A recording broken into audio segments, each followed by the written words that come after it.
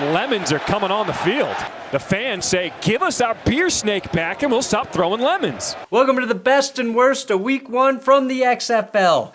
Here's a weird stat I noticed this weekend. Every single XFL team that scored first lost. Just like me, starting a YouTube channel before urinating Tree Scooter Magruder, Tom Grossi, only to trail all of them in subs, and less importantly, quality. It is crazy that I've covered the AAF, the XFL 2.0, the USFL, and now the ROCKS XFL. You're going to come out on this field and have some lemons thrown at you. And yes, week 1 of the new ROCKS XFL, pretty damn good football. And just like we did with the NFL, we're going to relive the best and worst plays, players, moments, highlights, all the stuff. Whew, here on That's Good Sports.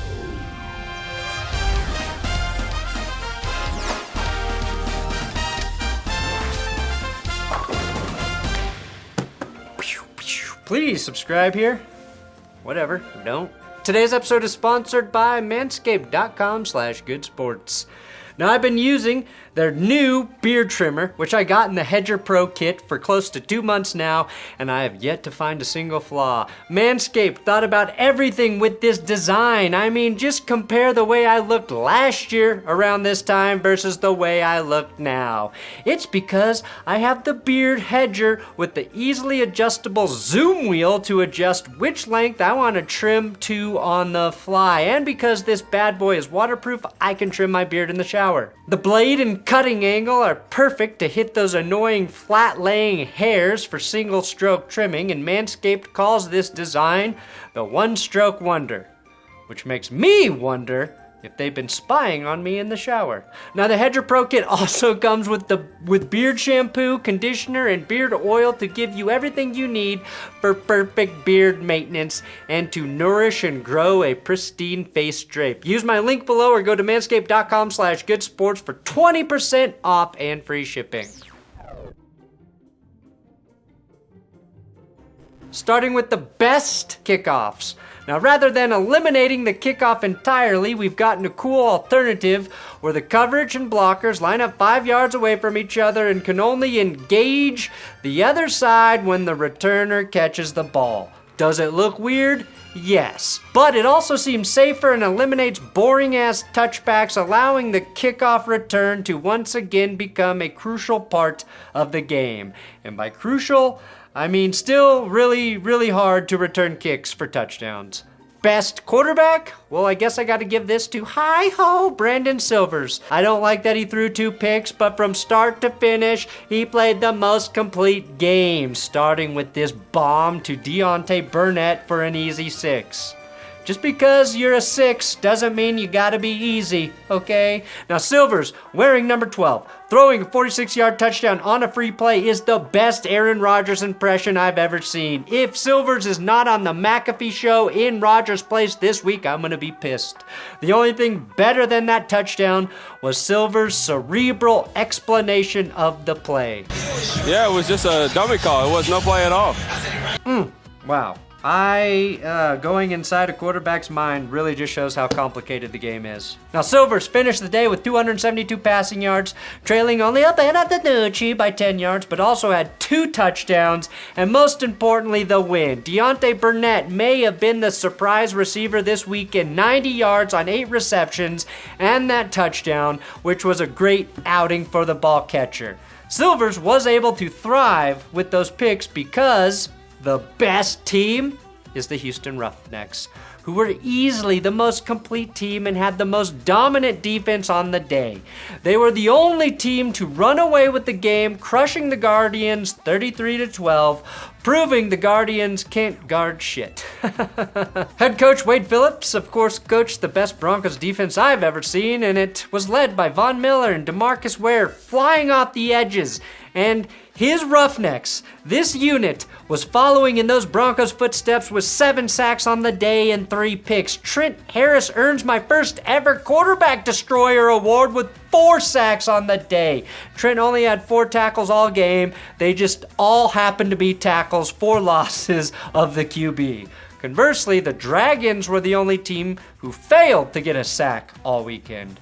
My worst quarterback Well, again, Paxton Lynch may have been benched in this game, making him the first NFL QB to be benched in 3 different leagues, probably, but he wasn't the worst quarterback of the weekend.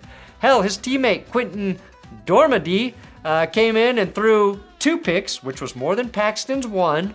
Although, to be fair, Lynch's first touchdown throw to Cody Latimer was most certainly an interception, which leads us to my worst Fail Mary impression. Now, we've seen this exact call in the NFL. It happened, of course, between the Packers and the Seahawks, and it was that call that got the replacement officials fired in the NFL.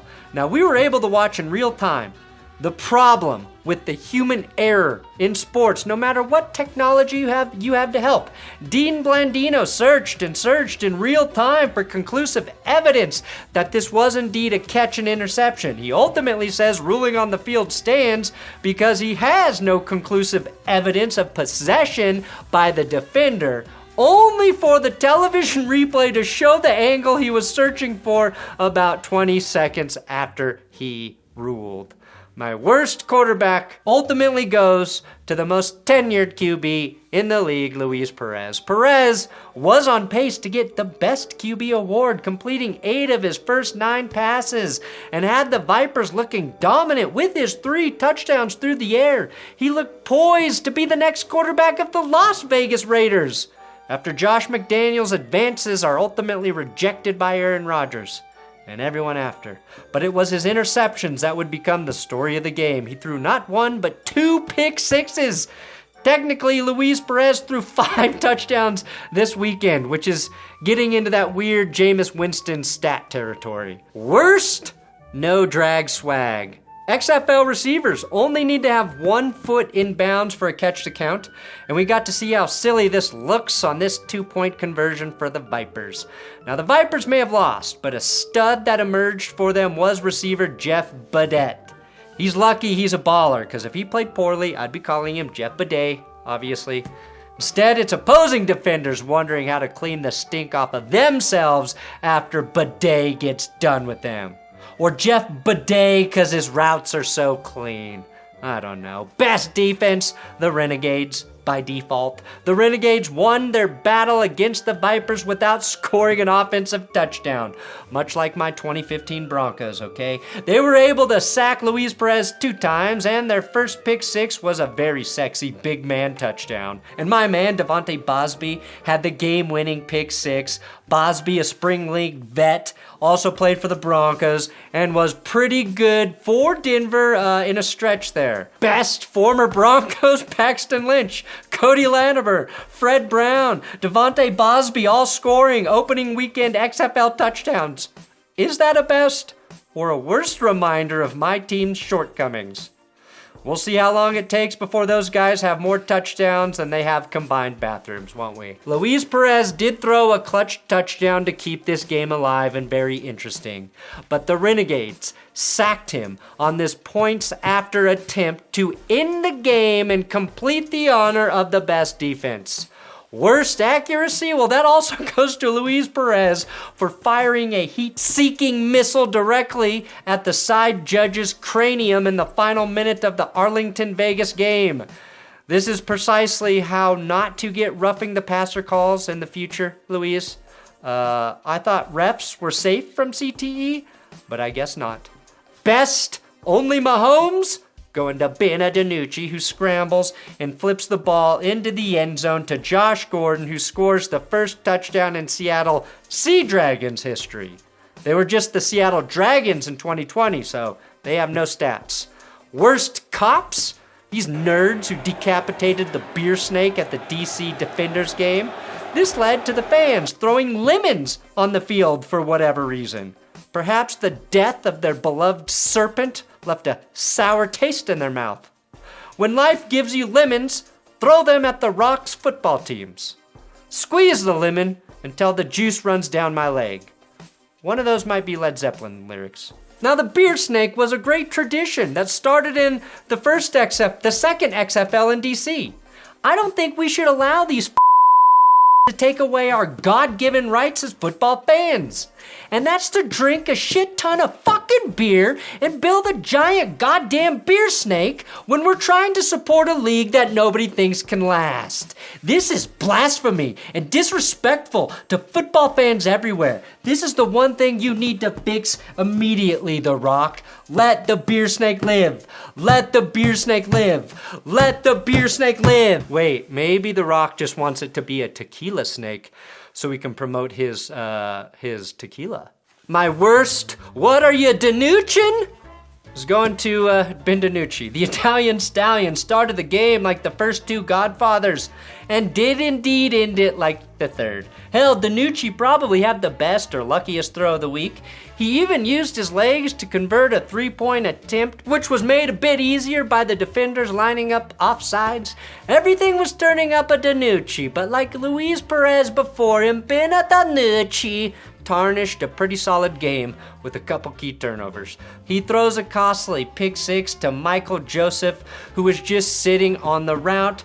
Quarterback D'Eriq King converts the two-point play as DC cut the lead to just 2. There was plenty of time, though, for the former Cowboy to make something happen. Instead of the Nuch, it takes a terrible sack and then tosses another pick to Michael Joseph, who may just be a Peter away from being the 3 apostles. Bring us to my best X Factor, and that's DC QB D'Eriq King, who finished that pick with a rushing touchdown to give the defenders a 22-18 lead. Jordan Ta'amu is the main quarterback, and he really did not play well outside of his early rushing TD. The best defender, though, of the weekend plays for the defenders, and it's Michael Joseph. His 2 picks were the game changers, but with less than a minute left in this game, DiNucci was dealing. Had the Dragons at the 7-yard line, fires a quick pass to Ja'Cour Pearson, who had a staggering 12 receptions and league-high 95 receiving yards, only to be stopped short of the end zone by Michael, Mary, Mother, and Joseph. The game ended on DiNucci fumbling the ball away on a failed option. Easily the worst goal line play in Seattle football history. Worst finish, though, is going to the San Antonio Brahmas. These docile cows. Yes, guys, I know there's some sort of cow or steer, okay? What I said in the power rankings was a joke. They were up 15-3 with 2:05 left in the game. Decided that would be the best time to go full-blown prevent D, giving up not 1, but 2 passing TDs to Hakeem Butler and Austin Prohl. The only thing prevent defense does is prevent you from winning, right, football nerds? Best running back? Well, that's going to Brian Hill of the Battlehawks. While he didn't score a touchdown, he did rip off the longest run of the weekend at 40 yards. Runner-up, though, has to be Max Borghi, who had a touchdown. So, oh shit, that's a 5th former Broncos scoring this weekend and a 27-yard rip, averaging 5.3 per carry. Now, one thing I learned is that there's a lot to be desired in terms of running back production in the XFL. The Vipers' leading rusher was John Lovett with 10 yards. And you don't need to be a critic to know that's a huge thumbs down. 2 thumbs down in terms of having a chance to win with a big lead. Unless you're the Brahmas, who had a lead and led all teams in rushing with 133 yards on the day. Kalen Ballage, who I mentioned in the power rankings, did churn out 84 yards on 24 carries for San Antonio, but like the Broncos, they didn't have a single run break 20 yards. Ballage's longest was just 15, and they had 39 attempts on the day. So my best finish? Well, this is going to A.J. McCarron, who basically played like shit until the end of the game. His offense generated 61 yards in the first 3 quarters. A not-so-touching tribute to Billy Crystal's film about Mickey Mantle and Roger Maris, but they jumped to 159 yards of production in the 4th. The Battlehawks' comeback is pretty cool, not just because their first touchdown featured a great sideline grab, but because they converted their 3-point conversion. So they go from being down 15-3 to trailing 15-12, a 9-point swing so fast, even the NBA was like, damn. Best alternative to the onside kick? The alternative to the onside kick. Rather than attempting a ridiculously low percentage onside kick like the NFL, they have a different option for teams that are trailing in the fourth quarter. Like in the USFL, they had the option to try a 4th and 15 instead of the onside kick. McCarron climbs the pocket, extends the play, and fires a dart to Austin Proehl to convert. It's McCarron to Proehl again for the game-winning touchdown, which was overshadowed by this ref just begging for attention. The Brahmas had 12 seconds to try and get into field goal range for a tie. But LaCale London put the cherry on top of this finish with a game-ending sack. And I didn't even know they had Kale in London. Make sure you subscribe here to That's Good Sports. If this video does well, I'll do best and worst every week of the XFL. If you're not interested, maybe I'll just kick a couple highlights out as shorts and do a state of the XFL midway through. That's up to you. That is up to you.